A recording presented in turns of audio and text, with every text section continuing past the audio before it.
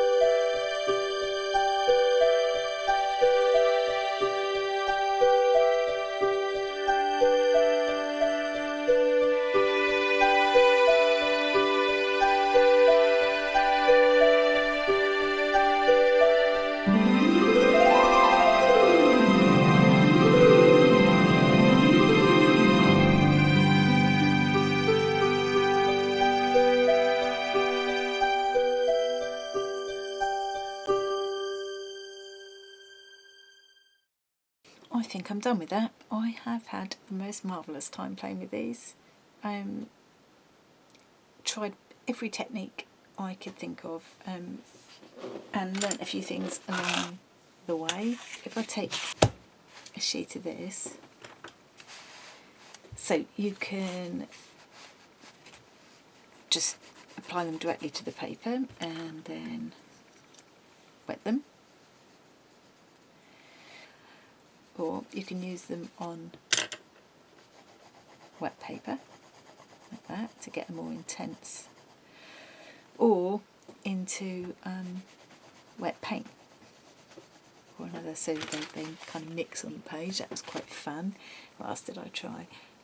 Oh yes, getting the nib wet and then using a wet brush to pick up colour and apply, and you can let that dry and then add another layer to intensify the colour. Also with the wet brush, I'll get my picture out of the way now, you can flick onto the page, and then right at the end you'll have seen that I went, after everything had dried, I went back in with my pencils and just to add some fine detail and just left it dry.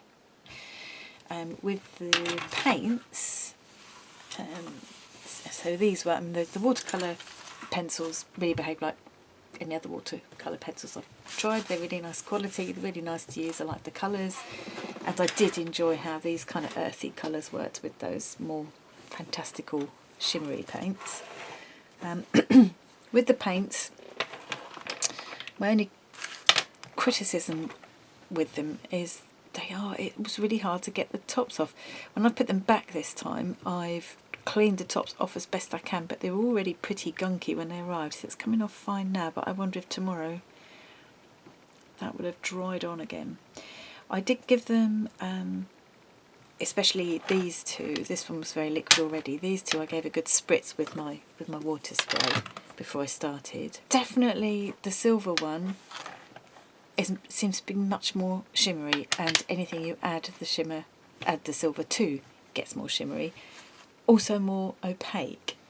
So this is a green which has got some shimmer in it. I hope the camera's picking it up. And then this was the green with some of the silver added. And you can see it's not only become much more shimmery, but it is more opaque. This is quite sort of transparent. The colours are very vivid, which is great, but it does mean I find I wanted to dilute them down to make them softer in places, and of course then you're diluting the shimmer as well, so which is fine, it's worth being aware of. They mix beautifully together. I loved I kind of used them all up now. I loved all the range of colours that I managed to get, all of these shades of the way that green mixed with the pink to make that amazing purple, and then the more green you added, the bluer it got, and the more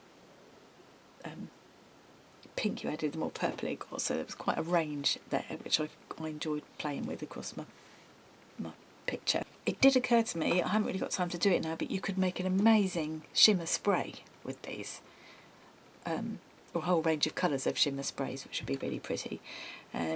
I did do a lot of flicking with the brush. If I wasn't trying to use just the contents of the box, I'd probably use my fan brush to get better flicks and splats. Ended up with an accidental splat here, but then ended up that was fine. That just became a happy accident. So I enjoyed flicking around. I enjoyed dribbling them and things. That was fun. They don't lighten up in quite the way normal watercolours do. They stay quite vibrant even when they dry. They lighten a little bit, but not as much as I'd expect with other watercolours. They do reactivate when they're wet, and I found that actually some of the time when I wanted a really subtle colour, the easiest way was to apply a little bit of the paint to the paper, and then I've got blue in there now, and apply the paint from there, because it actually picks up. So if I go at these ones where I've put what was left in my palette on here, I bet if I re-wet this now, yeah, you see, and that's just, they are really highly pigmented. That's nice to be able to do. And you could paint some of these onto a sheet of paper, couldn't you, and take it with you if you were wanted to paint with them out on the go. And the other thing that was quite fun to play with, because it reactivates once it's dry, is to spray with just spray with water, let it settle, and that lifted. I don't know if that's going to show very well. You can see it's lifted little spots and left an interesting texture. Then I dropped salt into it as well, just to see what would happen, and that created some nice texture as well. And one of the interesting things is you can see here and here, I think it's where I've flicked, the green has flicked over the purple colour and showed green, and vice versa here. Now I wouldn't expect that to happen, so that's quite interesting. Yeah, there again, the green's flicked right over the, I kind of would have expected them to mix, but it's brilliant. I'm glad that, you know, I really enjoy that. Anyway, so that is my ethereal entity. I think I'm done with that for now. If I wasn't trying to use just the products in the box, I'd probably go back in with my white paint pen. I'd just add some touches of white here. But maybe it's just as well that I can't. You know, maybe I should know when to stop. I might actually, for the first time, join in with the Scrawler community and use the hashtag ScrawlrChallenge. We'll see. I'll see. Anyway, I hope you enjoyed that. I hope you found it useful. I think I've given the products in the June ScrawlrBox a really good workout. And I have had a lot of fun doing it. I will certainly enjoy playing with these in the future. That's it, I think. Thanks very much for watching, and I will see you again really soon. Bye.